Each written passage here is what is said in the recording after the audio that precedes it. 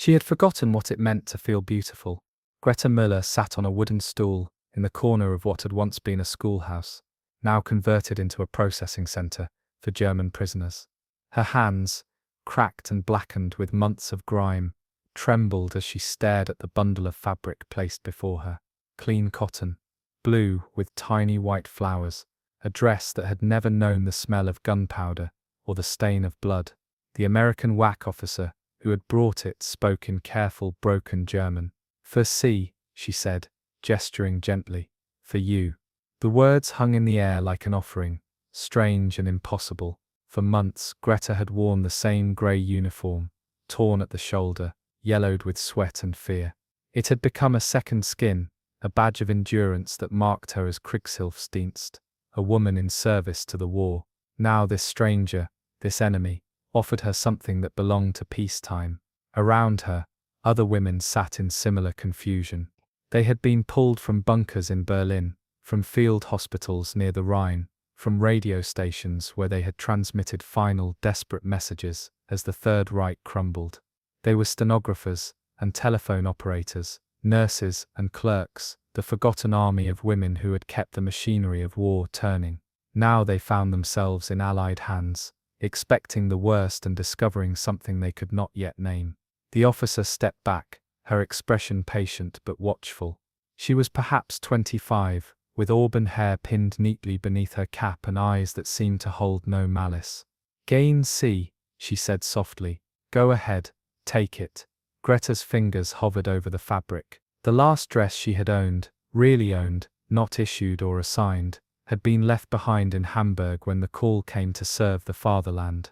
It had been yellow, with pearl buttons that caught the light. She had worn it to her cousin's wedding in 1942, dancing until her feet ached, her skirt spinning around her legs like sunshine. That woman, the one who had laughed and danced and dreamed of her own wedding, felt like a character from someone else's story. The expectation had been brutality. Every woman in this room had heard the stories whispered in bunkers and barracks. The Americans would strip them, humiliate them, use them for sport before discarding them like broken dolls. The British would be no better. The French, hungry for revenge, would show no mercy. And the Russians, the very thought of falling into Soviet hands had driven more than one woman to swallow the cyanide capsules distributed by their commanders. Yet here was reality, a clean dress offered without demand, without price, without the leering expectation that had shadowed their every interaction with authority for years. "Ich verstehe nicht," whispered Maria Hoffmann, a former radio operator, who sat 2 stools away. "I don't understand." She held her own dress, green with small white buttons, as though it might dissolve in her hands. Her voice carried the same bewilderment that echoed through the room. They had been trained to expect degradation. Instead, they found themselves confronted with something far more unsettling: kindness. The war had taught them to survive without dignity. In the final months, as the Reich collapsed around them, they had learned to sleep in their clothes, to eat scraps without tasting them, to move through their duties like ghosts haunting their own lives. Dignity was a luxury, discarded along with dreams of victory and thoughts of home. They had become efficient, mechanical, stripped of everything except the ability to function. But this dress, this simple, clean dress, demanded something they had almost forgotten how to be: human. The American officer withdrew to the far end of the room, giving them space to process what had been offered. Through the windows, late afternoon sunlight filtered through the glass, casting golden rectangles across the wooden floor. Outside, they could hear the sounds of a camp organizing itself, voices calling in English, the rumble of trucks, the distant clatter of pots and pans from what must be a kitchen. It sounded nothing like the harsh efficiency of German military installations, where every noise served a purpose and silence was enforced like discipline. One by one, the women began to touch the fabric. Greta watched as Ingrid Weiss, a former secretary to a Wehrmacht colonel, lifted her dress to her cheek. The woman's eyes closed as she felt the softness against her skin, and a sound escaped her throat, half sob, half sigh. It was the sound of something breaking open. "Mutter Gottes," breathed another woman, using the Catholic prayer that had been discouraged, then forbidden, then whispered in secret. "Dear Mother of God." The words carried weight beyond their religious meaning. They were an invocation of the sacred, of the feminine divine that had no place in the machinery of war, but might, perhaps, find room in a moment of unexpected grace. The fabric was cotton, simple and practical, yet it felt like silk beneath their fingers. Greta realized she had grown accustomed to roughness, rough wool, rough canvas, rough treatment. Her uniform had been designed for utility, not comfort. It marked her as property of the state, a cog in the great machine. This dress, by contrast, seemed designed for nothing more radical than making its wearer feel human. "Solon, why?" asked Maria, looking around the room. "Should we?" The question hung unanswered. They had spent so long following orders, waiting for permission, that the simple act of choosing seemed foreign. Yet slowly, tentatively, some began to stand. The process of undressing was awkward, charged with vulnerability. They had changed clothes countless times in shared barracks, in hospital tents, in the back of transport trucks, but always with the brisk efficiency of soldiers. This felt different.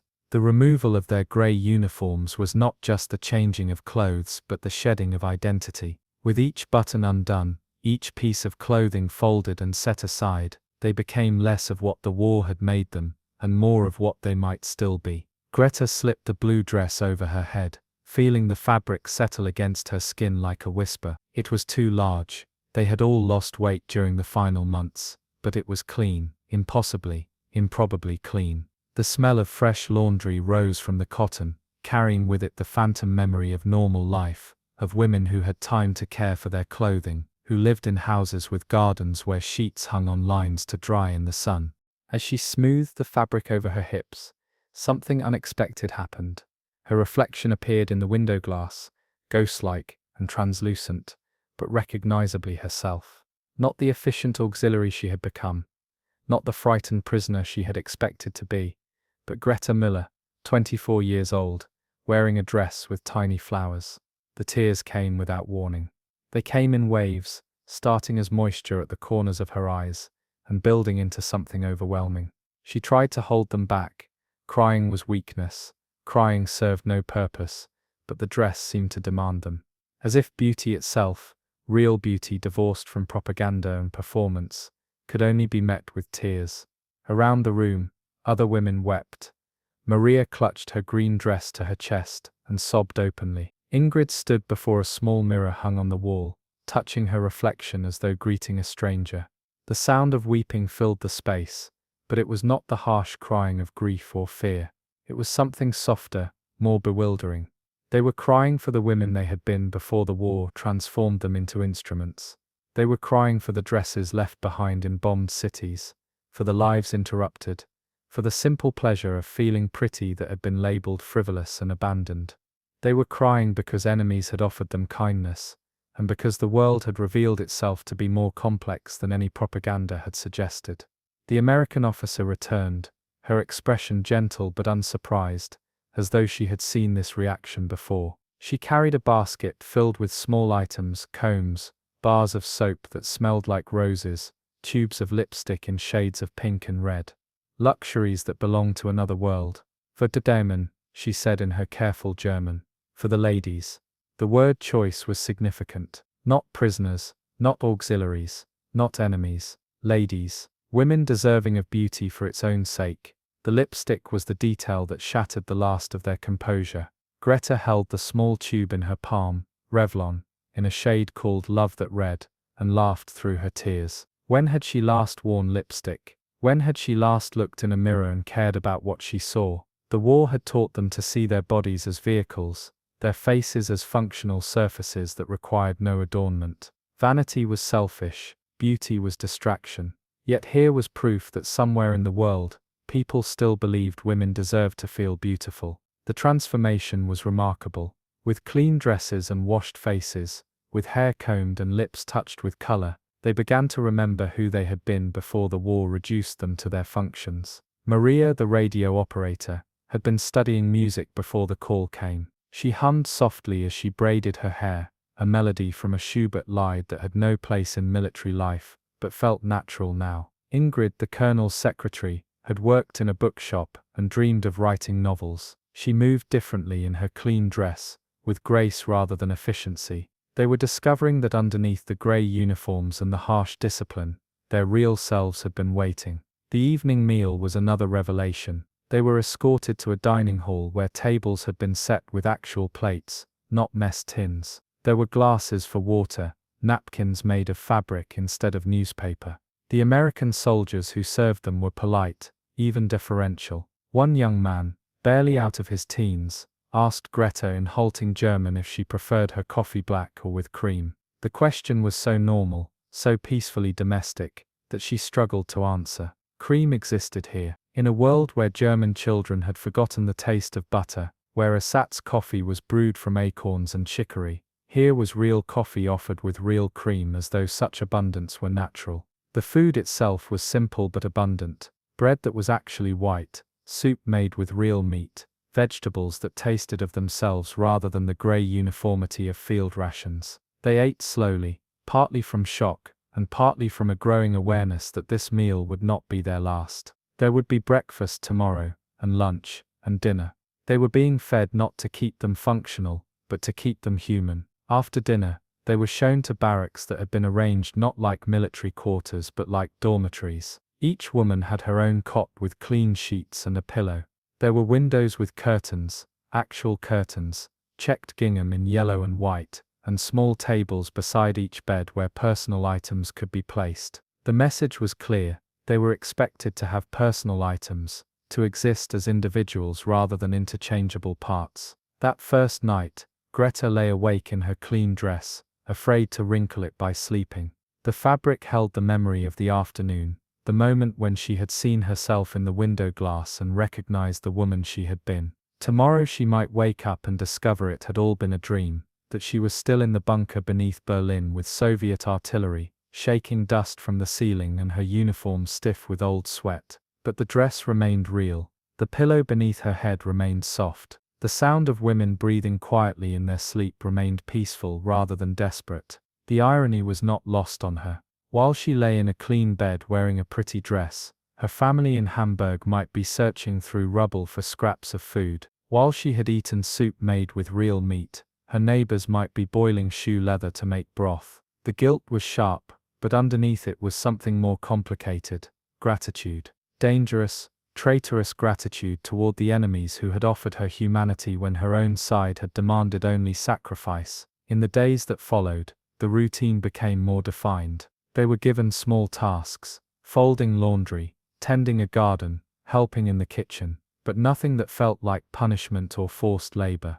The work had a domestic quality, reminiscent of life before the war when women had choices about how to spend their days. They were allowed to talk freely, to laugh, to express opinions that had been dangerous under the Reich. Maria discovered that 2 of the American guards were musicians, and began teaching them German songs in exchange for lessons on American jazz. The cultural exchange was tentative at first. Jazz had been labeled as degenerate art by the Nazis, but music proved to be a language that transcended ideology. Soon the sound of a harmonica playing Lily Marlene mixed with an American voice humming Blue Moon drifted across the compound in the evenings. Ingrid began writing again. At first just letters to family members, who might or might not be alive, but gradually expanding into longer pieces that captured the strangeness of their situation. She wrote about the paradox of finding freedom in captivity, of discovering their humanity through the kindness of enemies. Her words were hesitant at first, rusty from disuse, but gained strength as she remembered the pleasure of choosing precisely the right phrase. The dresses themselves evolved from shocking luxury to daily reality. New ones appeared regularly, sometimes donated by American women's organizations, sometimes sewn by the prisoners themselves from fabric provided by their captors. They learned that far from being isolated incidents, their experience was part of a deliberate policy. The Americans, they were told, believed that treating prisoners with dignity yielded better intelligence than torture, but more than that, they seemed to believe it was simply the right thing to do. This moral certainty was perhaps the most unsettling aspect of their captivity. The women had been raised in a system where righteousness came through suffering, where virtue was earned through sacrifice and deprivation. The idea that goodness could be expressed through kindness, that strength could be demonstrated through gentleness, challenged everything they thought they knew about power and morality. The letters they were allowed to write home created their own form of warfare. Greta's first letter to her mother in Hamburg was censored, not by the Americans but by her own uncertainty about what to say. How do you tell your starving family that your enemies feed you better than your own side ever did? How do you describe the guilt of feeling grateful to those who have defeated your country? She settled on careful understatement. I am well cared for. Do not worry about me. But even those simple words, she knew, would be revolutionary to readers who had been taught that capture meant degradation or death. The psychological impact of the clean dresses extended far beyond vanity or comfort. They represented a restoration of identity that the war had systematically stripped away. Under the Nazi regime, women had been valued primarily for their biological function, as mothers of future soldiers, or as workers supporting the war effort. Their individuality had been subsumed into their utility to the state. The dresses offered something different: recognition of their worth as human beings independent of their function. A clean dress served no military purpose, contributed nothing to the war effort, existed solely to make its wearer feel human. In a world that had forgotten such luxuries, this recognition felt revolutionary. As weeks passed, subtle changes became apparent. The women stood straighter, spoke more freely, laughed more readily. They began to care for their appearance not out of vanity but out of self-respect. They formed friendships based on personality rather than rank or function. They rediscovered interests and opinions that had been suppressed during the war years. Some began to question not just their immediate circumstances, but the larger narrative that had shaped their lives. If their captors were not the monsters they had been told to expect, what else had been false? If defeat had brought not degradation but unexpected kindness, what did that say about the cause they had served? These were dangerous thoughts, treasonous by the standards they had lived by, but impossible to suppress. The clean dresses had opened a door to questions that went far beyond clothing or comfort. They had begun to wonder about truth, about propaganda, about the difference between patriotism and blind obedience. The American officers, observing these changes, noted them in reports that would later influence post-war policy. The dress experiment, as it came to be known in intelligence circles, demonstrated that psychological rehabilitation could be more effective than punishment in creating productive post-war relationships. But for the women themselves, the experience was more personal than political. For Greta, the moment of complete transformation came 3 weeks into her captivity. She was tending the small garden behind the barracks, wearing her blue dress with the tiny white flowers, when she caught sight of her reflection in the greenhouse glass. The woman looking back at her was recognizably herself, but also someone new. She had gained weight. Her face had lost the sharp angles of chronic stress and malnutrition. Her hair, washed and combed regularly, caught the sunlight. But more than physical changes, there was something in her expression that had been absent for years: hope. Not the desperate propaganda-fed hope of final victory that had sustained them through the war's darkest days, but something quieter and more sustainable. Hope for personal survival, for the possibility of rebuilding, for a future that might include simple pleasures like gardens and clean dresses, and choosing what to have for breakfast. The garden itself had become a symbol. They were growing vegetables that would feed not just themselves but their guards as well. The radical notion of nurturing life together, of creating something beautiful and useful without regard for nationality or politics, seemed to represent everything the dresses had started. When the war officially ended in May, the news reached the camp not with celebration but with a strange mixture of relief and uncertainty. The women had been living in a suspended state, neither fully captive nor free, and the end of hostilities offered no immediate clarity about their futures. They would eventually be repatriated, sent back to a Germany they might not recognize, to families who might not have survived, to a society that would need to rebuild itself from ruins. But they would return changed. They had learned that enemies could show kindness, that dignity could be preserved even in defeat, that simple human decency transcended nationality and ideology. They had rediscovered aspects of themselves that the war had nearly erased. The clean dresses had been the key to this transformation, not because clothing itself held magical properties, but because the act of caring for their appearance had reminded them they were worth caring for. The attention to beauty and comfort had restored their sense of themselves as complete human beings, rather than just functional units. Years later, Greta would tell her daughter about the blue dress with tiny white flowers, about the day she cried because enemies had offered her kindness, about learning that the world was more complicated and more beautiful than propaganda had suggested. She would describe the taste of real coffee with cream, the feel of clean cotton against skin that had forgotten softness, the sound of women laughing together without fear. But mostly she would remember the moment she saw her reflection in the window glass, and recognized the woman she had been before the war taught her to forget herself. The dress had not created that woman, but it had made her visible again, had given her permission to exist. In the end, that was what the clean dresses represented: permission to be human in a world that had forgotten the value of humanity, permission to care about beauty and comfort, and simple dignity, permission to cry not just from sorrow or fear, but from gratitude and relief, and the overwhelming recognition that kindness, however unexpected, however undeserved, was still possible in a broken world. The women who wore those dresses carried them back into their reconstructed lives, not as garments, but as memories of redemption, proof that even in the aftermath of the greatest war in human history, there remained space for grace.